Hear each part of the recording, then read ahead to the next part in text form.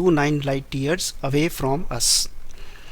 जो सबसे करीबी तारा है वो इतना दूर है हमसे in terms of light years. How much is the distance in terms of parsecs. Parsec unit में ये डिस्टेंस कितना है, तो बेसिकली आपको ये जो लाइट ईयर्स हैं ये पारसेक्स में कन्वर्ट करने हैं और वही उसका आंसर होगा। And the second part is how much parallax would this star named alpha Centauri show when viewed from two locations of the earth 6 months apart in its orbit around the sun। ये अगर अर्थ का orbit है और ये सन है तो यहाँ से और यहाँ से इस पूरे को अगर बेसलाइन मान लिया जाए तो वो स्टार जो है वो कितना एंगल सबटेंड करेगा, ये बेसिकली ये क्वेश्चन है। तो इस क्वेश्चन को करने से पहले हम ये थोड़ा सा अल्फा सेंटोरी के बारे में जान लें, क्योंकि जनरल नॉलेज के लिए या एग्ज़ाम के लिए भी ये चीज़ इम्पॉर्टेंट हो सकती है। जो अल्फा सेंटोरी है वो एक्चुअली ट्रिपल स्टार सिस्टम है।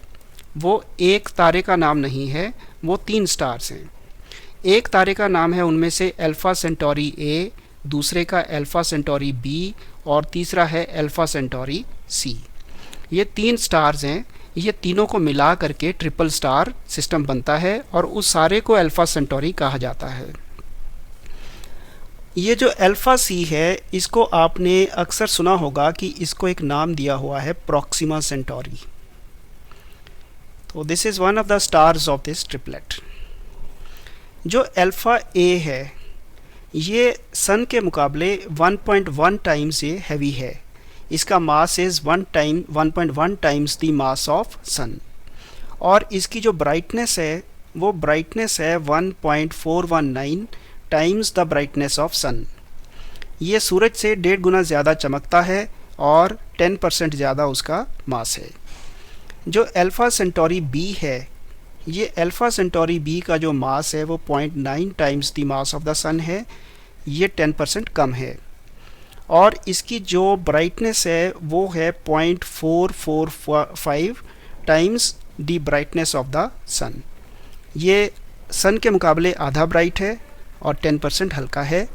ये इस टाइप से, ये इसके बारे में थोड़ा सा मैंने बता दिया है क्योंकि कई बार एग्ज़ाम्स में अल्फ़ा सेंटोरी का अगर एनसीईआरटी में क्वेश्चन है तो इससे रिलेटेड सब कुछ आपको पता ही होना चाहिए, कुछ भी एग्ज़ाम्स में आ सकता है। तो अब हम अपने इस क्वेश्चन को सॉल्व करने के लिए आगे बढ़ते हैं। Let me erase the board and let us try to solve this question। सबसे पहले तो ये याद रखने वाली बात है कि जो पारसेक होता है वो 3.26 लाइट ईयर्स के बराबर होता है। इस बात को आपने याद रखना है। This is something that should be memorised by heart. इसके साथ मैं एक और जोड़ देता हूँ, 206,000 angstrom unit. 1 parsec is 3.26 light year and 206,000 angstrom units. अब एंगस्ट्रॉम यूनिट क्या है ये वैसे तो आपको आइडिया होगा ही। ये सन और ये अगर सन है और ये है आपकी अर्थ, तो इसका जो रेडियस है, ये जो एवरेज रेडियस कह लीजिए, this is called 1 angstrom unit. सही होगी बात। और ये पूरा आपका जो रेडियस होता है इसको माना जाता है 1.5 × 10⁻11 मीटर्स। अब ये तो हुई इनकी बात, क्योंकि मैं थोड़ा आसपास की बात बताना ज़्यादा पसंद करता हूँ तो ये थोड़ा सा पता होना चाहिए। अब एक पारसेक इतना है और 4.29 लाइट ईयर में कितने पारसेक हैं, यूनिटरी मेथड लगाइए। तो 4.2 light years will be 4.29 divided by 3.26। इसको डिवाइड करेंगे तो 1.316 आ जाता है। सही होगी बात। अब ये आप इसको आंसर मत लिखना, इसमें गलती है। गलती ये है कि जो फिगर डेटा दिया है उसमें सिग्निफिकेंट फिगर हैं 3, इसमें सिग्निफिकेंट फिगर 4 हैं, तो ये गड़बड़ हो जाएगी क्योंकि इतना एक्यूरेट ये हो नहीं सकता। ये डिवीज़न का मसला है, तो फाइनल आंसर में ये जितना डेटा दिया है, क्योंकि एक ही डेटा आइटम है तो उतने ही सिग्निफिकेंट फिगर्स हो सकते हैं। अगर कुछ और डेटा आइटम दिया होता और उसमें सिग्निफिकेंट फिगर कम होते तो ये और कम हो जाने थे। ये चीज़ भी आपको ख्याल रखनी पड़ेगी। सो इसको मैं क्या करूँगा, आई विल राउंड ऑफ। जब आप राउंड ऑफ करोगे तो ये आंसर बिल्कुल जो बुक के पीछे दिया है उसके बराबर बैठ जाता है। अब चलते हैं अपने सेकंड पार्ट की तरफ। सेकंड पार्ट मैंने बोला था कि how much parallax would this star show when viewed from two locations of the earth 6 months apart. 6 month का अपार्ट मतलब एक ये, दूसरी डायमीट्रिकली ऑपोजिट। अब इसको मैं आपको थोड़ा सा समझा दूं, बोर्ड हटा देता हूं, ये समझने की कोशिश करें। ये अगर आपका एलिप्टिकल पाथ है, सन को मैं 2 मिनट के लिए सेंटर में मान लेता हूँ, ये अर्थ है, ये ई, ये सन। ये अगर मैं बेस लाइन मानता हूँ सन और अर्थ को, सिर्फ इस रेडियस को बेस लाइन मानता हूँ, तो जो चीज़ 1 पारसेक दूर होती है, जिसका डिस्टेंस 1 पारसेक दूर है आपसे, वो चीज़ जो है वो यहाँ पे 1 सेकंड का angle, it subtends an angle of 1 second. अब ये कितना दूर है, 1.32 पारसेक। तो इसका मतलब साफ साफ हो गया कि 1 पारसेक अगर 1 सेकंड सबटेंड करता है तो 1.32 पारसेक जो है वो 1 इंटू 1.32 सबटेंड करेगा, यानी कि it will subtend equal to 1.32 seconds.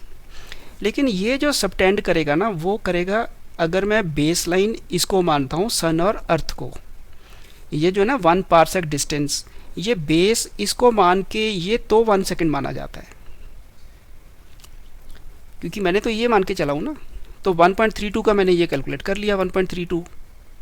लेकिन उसने मुझे पूछा है कि डायमीट्रिकली ऑपोजिट 6 मंथ्स अपार्ट, तो ये अपने आप ही ये डबल हो जाएगा, तो इसका आंसर होगा 2.64। अब सिग्निफिकेंट फिगर का मसला इसमें भी ख्याल रखना होगा। इसमें कितने सिग्निफिकेंट फिगर्स हैं, 3। ये बेसिक डेटा तो यही है। फिर उसके बाद हम इस आंसर पे आए, ये भी 3 ही होंगे, 3 सिग्निफिकेंट फिगर्स।